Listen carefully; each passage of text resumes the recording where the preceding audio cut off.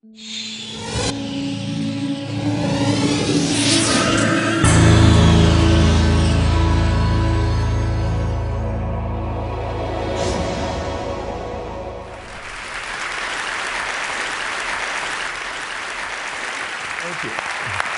I have to tell you, I'm both challenged and excited. My excitement is I get a chance to give something back. My challenge is the shortest seminar I usually do is 50 hours. And I'm not exaggerating. I do weekends, and what I do more than that, obviously, coach people, but I'm into immersion, because how'd you learn language? You didn't learn it by just learning principles. You got in it, and you did it so often that it became real. And the bottom line of why I'm here, besides being crazy mofo, is that I'm really in a position, I'm not here to motivate you, obviously. You don't need that. And a lot of times, that's what people think I do, and it's the furthest thing from it. What happens, though, is people say to me, well, I don't need any motivation. And I say, well, that's interesting. That's not what I do. I'm the why guy. I want to know why you do what you do. What is your motive for action?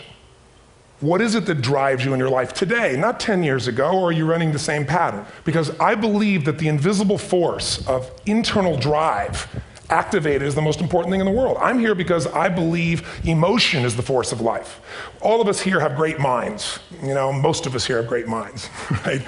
I don't know if I'm in the category, but we all know how to think. And with our minds, we can rationalize anything. We can make anything happen.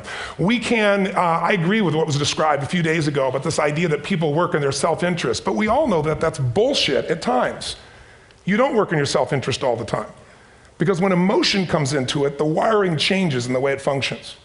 And so it's wonderful for us to think intellectually about how the life of the world is, and especially those who are very smart. We can play this game in our head, but I really want to know what's driving you. And what I'd like to maybe invite you to do by the end of this talk is explore where you are today for two reasons. One, so that you can contribute more.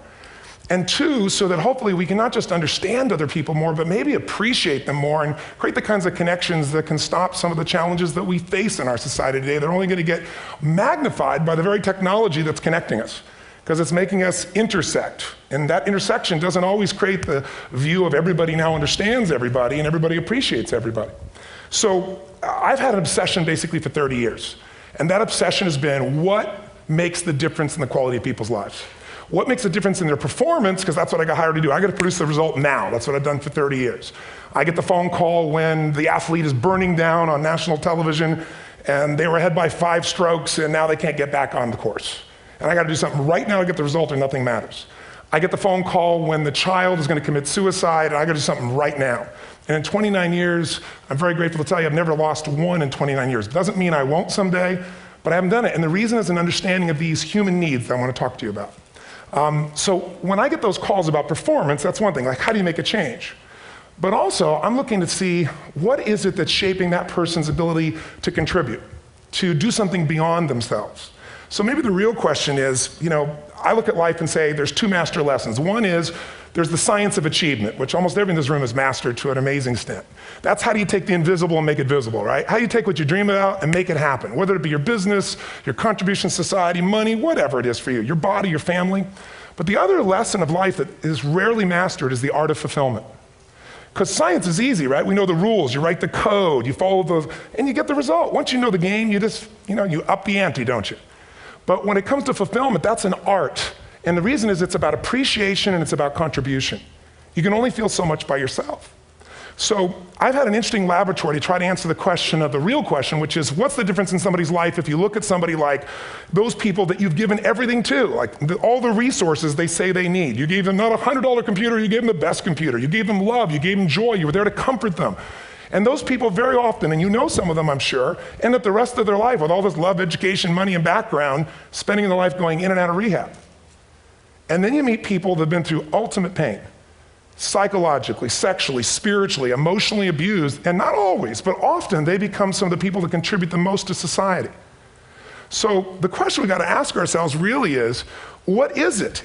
What is it that shapes us? And we live in a therapy culture. Most of us don't do that, but the culture is a therapy culture. And what I mean by that is the mindset that we are our past.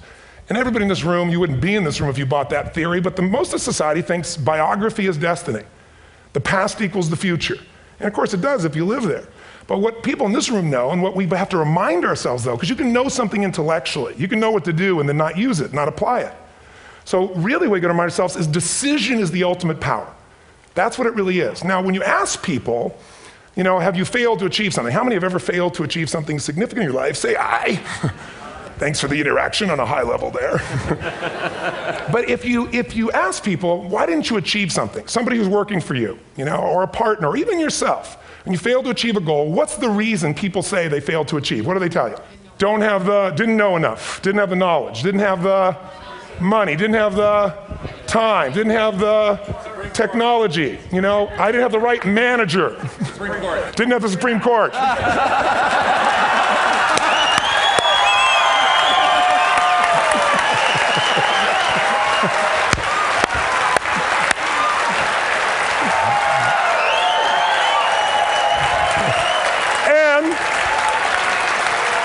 And what do all those, including the Supreme Court, have in common? They are a claim to you missing resources. And they may be accurate. You may not have the money. You may not have the Supreme Court. But that is not the defining factor.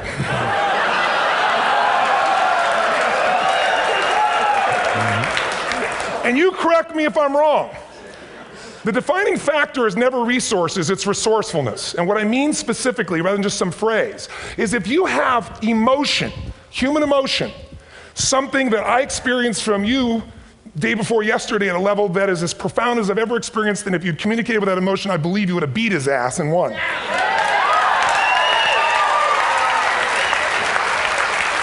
But how easy for me to tell him what he should do.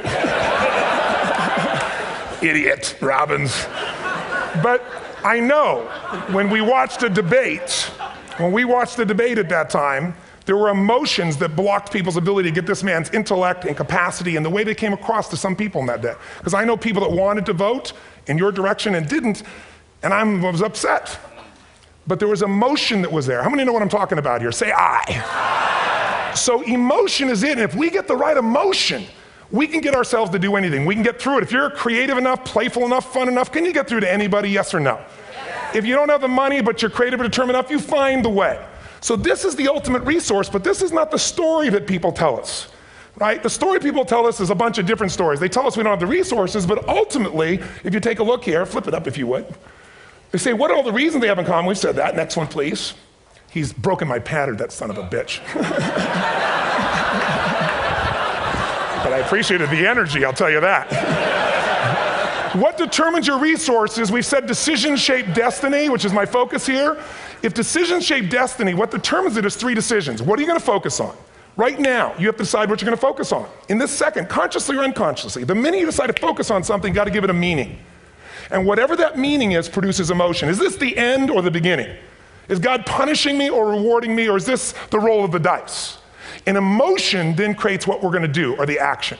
So think about your own life, the decisions that have shaped your destiny. And that sounds really heavy, but in the last 5 or 10 years, 15 years, haven't there been some decisions you've made that if you made a different decision, your life would be completely different? How many can think of one, honestly? Better or worse? Say aye. So the bottom line is maybe it was where to go to work and you met the love of your life there. Maybe it was a career decision. I know the Google geniuses I saw here. I understand that their decision was to sell their technology at first. What if they made that decision versus to build their own culture? How would the world be different? How would their lives be different? Their impact. The history of our world is these decisions. When a woman stands up and says, no, I won't go to the back of the bus, she didn't just affect her life. That decision shaped our culture. Or someone standing in front of a tank. Or being in a position like Lance Armstrong and someone says to you, you got testicular cancer. That's pretty tough for any male, especially if you ride a bike. Right? You got it in your brain, you got it in your lungs. But what was his decision of what to focus on? Different than most people. What did it mean? It wasn't the end, it was the beginning. What am I going to do? He goes off and wins 7 championships he never won once before the cancer because he got emotional fitness, psychological strength. That's the difference in human beings that I've seen of the 3 million I've been around. Because that's about my lab. I've had 3 million people from 80 different countries that I've had a chance to interact with over the last 29 years. And after a while, patterns become obvious. You see that South America and Africa maybe connect in a certain way, right? Other people say, oh, that sounds ridiculous. It's simple. So what shaped Lance? What shapes you? 2 invisible forces, very quickly. 1, state. We all have had times. Have you had a time you did something and after you did it, you thought to yourself, I can't believe I said that. I can't believe I did that. That was so stupid. Who's been there? Say aye. Have you ever done something after you do it, you go, that was me. right? It wasn't your ability, it was your state. Your model of the world is what shapes you long term. Your model of the world is the filter. That's what's shaping us. That's what makes people make decisions. We want to influence somebody, we gotta know what already influences them. And it's made up of 3 parts, I believe. First, what's your target? What are you after? Which I believe, it's not your desires. You can get your desires to goals. How many of you got a goal or desire and thought, is this all there is? How many have been there? Say aye. So it's needs we have. I believe there are 6 human needs. Second, once you know what the target that's driving you is, and you uncover it for the truth, you don't form it, you uncover it. Then you find out what's your map. What's the belief systems that are telling you how to get those needs? Some people think the way to get those needs is destroy the world. Some people is to build something. Create something, love someone. And then there's the fuel you pick. So very quickly, 6 needs, let me tell you what they are. First one, certainty. Now these are not goals or desires, these are universal. Everyone needs certainty that they can avoid pain, at least be comfortable. Now how do you get it? Control everybody, develop a skill, give up, smoke a cigarette.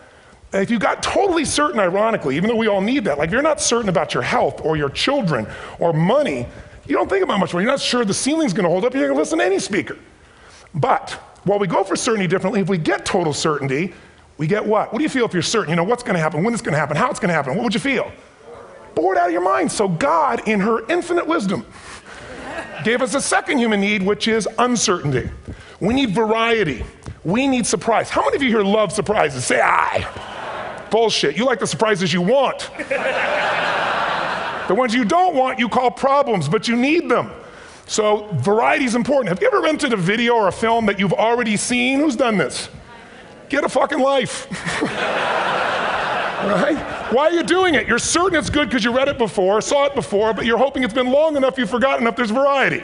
Third human need, critical, significance.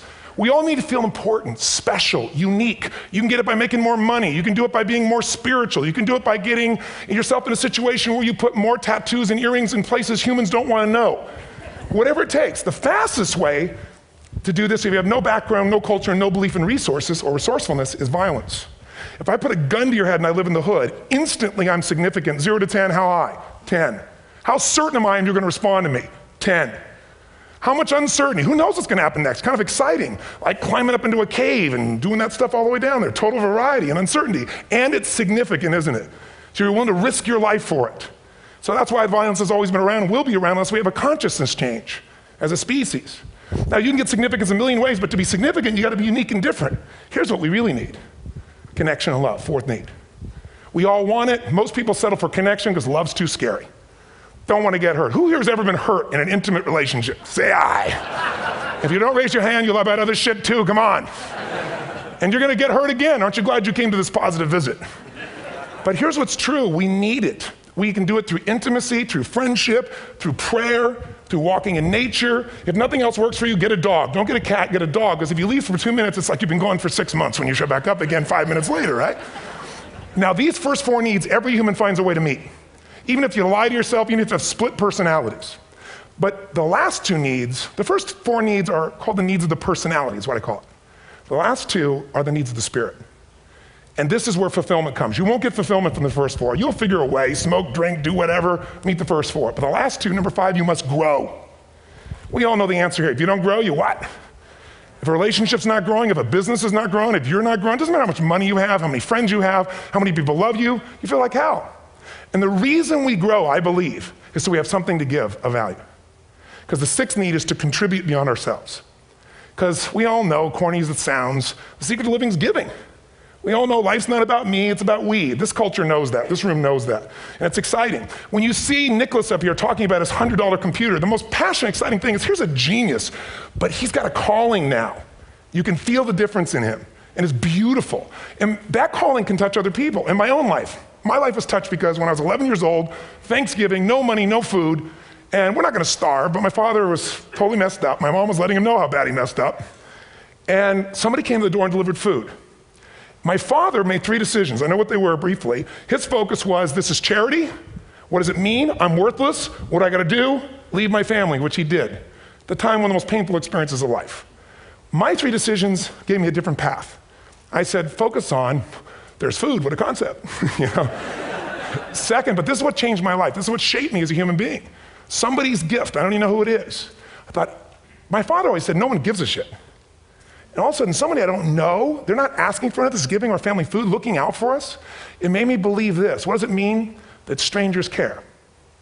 And what that made me decide is if strangers care about me and my family, I care about them. What am I gonna do? I'm gonna do something to make a difference. So when I was 17, I went out one day on Thanksgiving. It was my target for years, have enough money to feed 2 families. Most fun thing I ever did in my life, most moving. Then next year I did 4, and I didn't tell anybody what I was doing. Next year, 8. I wasn't doing it for brownie points, but after 8, I thought, shit, I could use some help. So sure enough, I went out, and what did I do? I got my friends involved, and I grew companies, and then I got 11 companies, and I built a foundation. Now, 18 years later, I'm proud to tell you, last year we fed 2 million people in 35 countries through our foundation, all during the holidays, Thanksgiving, Christmas, in all the different countries around the world. It's been fantastic. Thank you. So I don't tell you that to brag, I tell you because I'm proud of human beings because they get excited to contribute once they've had the chance to experience it, not talk about it. So finally, I'm about out of time, the target that shapes you, here's what's different about people. We have the same needs, but are you a certainty freak? Is that what you value most, or uncertainty? This man here couldn't be a certainty freak if he climbed through those caves. Are you driven by significance or love? We all need all 6, but whatever your lead system is tilts you in a different direction. And as you move in a direction, you have a destination or destiny. The second piece is the map.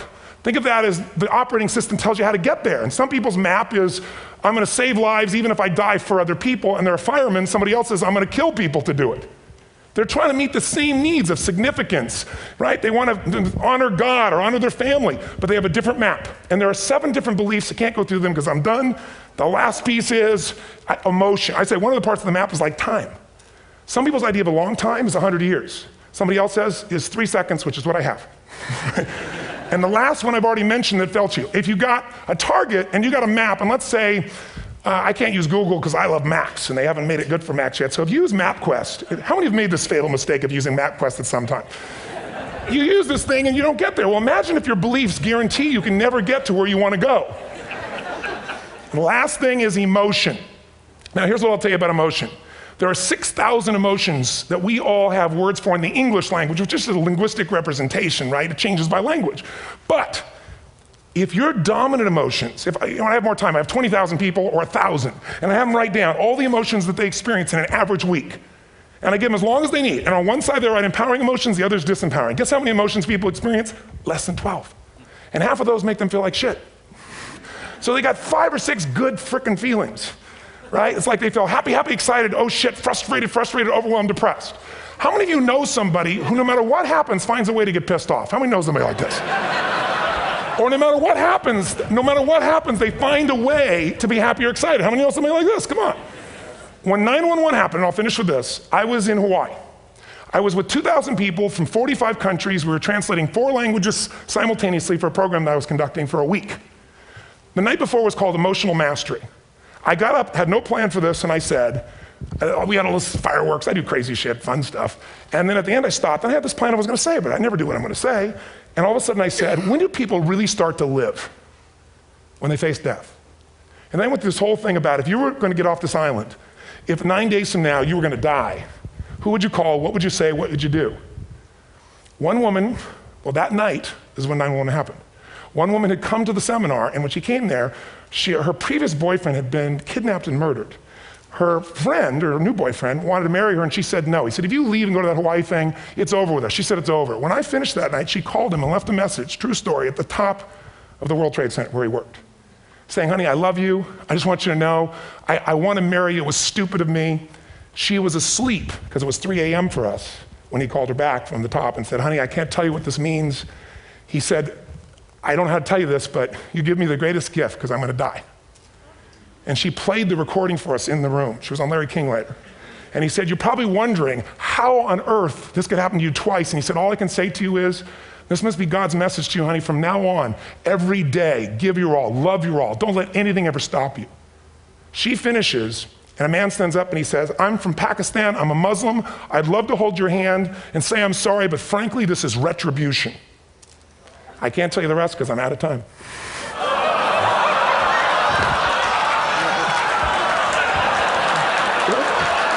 Are you sure? Finish the story. 10 seconds.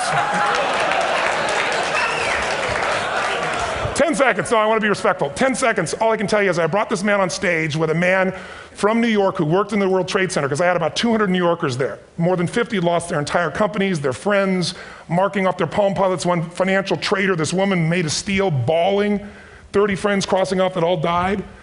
And what I did to people is said, what are we going to focus on? What does this mean, and what are we going to do? And I took the group and got people to focus on, if you didn't lose somebody today, your focus is going to be how to serve somebody else.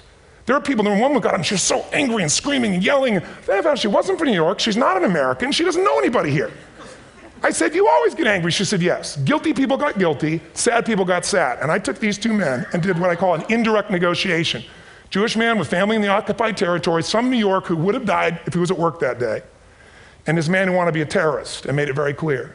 And the integration that happened is on a film, which I'll be happy to send you, so you can really see what actually happened instead of my verbalization of it. But the two of them not only came together and changed their beliefs and models of the world, but they've worked together to bring, for almost 4 years now, to various mosques and synagogues, the idea of how to create peace. And he wrote a book, which is called My Jihad, My Way of Peace. So transformation can happen. So my invitation to you is this. Explore your web, the web in here. The needs, the beliefs, the emotions that are controlling you, for two reasons. So there's more of you to give. Achieve too, we all want to do it, but I mean give, because that's what's going to fill you up. And secondly, so you can appreciate, not just understand, that's intellectual, that's mind, but appreciate what's driving other people. It's the only way our world's going to change. God bless you, thank you, I hope this was served. TonyRobbins.